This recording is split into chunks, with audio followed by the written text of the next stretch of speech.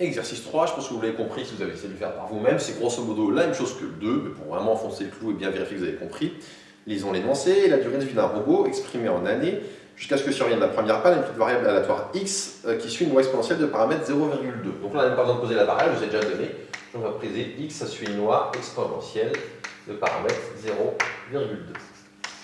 Question 1. Calculer la probabilité qu'un robot n'ait pas de panne les 2 premières années. Ben ça correspond à quoi? Ne pas avoir de panne les 2 premières années, c'est que sa durée de vie avant la première panne est supérieure à 2.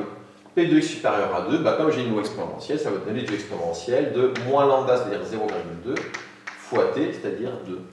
Ça fait donc exponentielle de moins 0,4. Question 2. Vous voyez, c'est assez rapide, assez simple, quand on connaît les formules ici.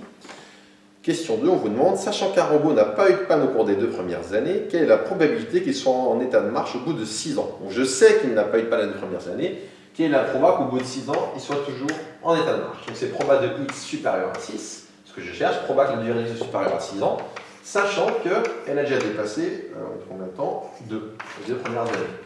Comme tout à l'heure, comme j'ai une loi exponentielle, j'ai un phénomène de sans mémoire, je vais laisser donc proba de x supérieur à 6 moins 2. Ça c'est car x suit une loi exponentielle.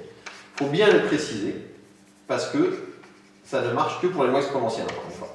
Ce phénomène de sans mémoire ne fonctionne que pour les lois exponentielles. Donc car x suit une loi exponentielle.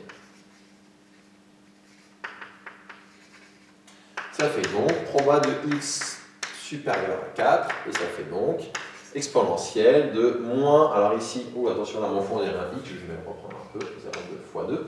Donc ici le paramètre c'est toujours 0,2, pardon, et fois ici 4, et ça fait donc exponentielle de moins 0,8. Et se termine cet exercice qui, somme toute, était très simple. On a fait 2 petits exos d'application directe et basique de la loi exponentielle.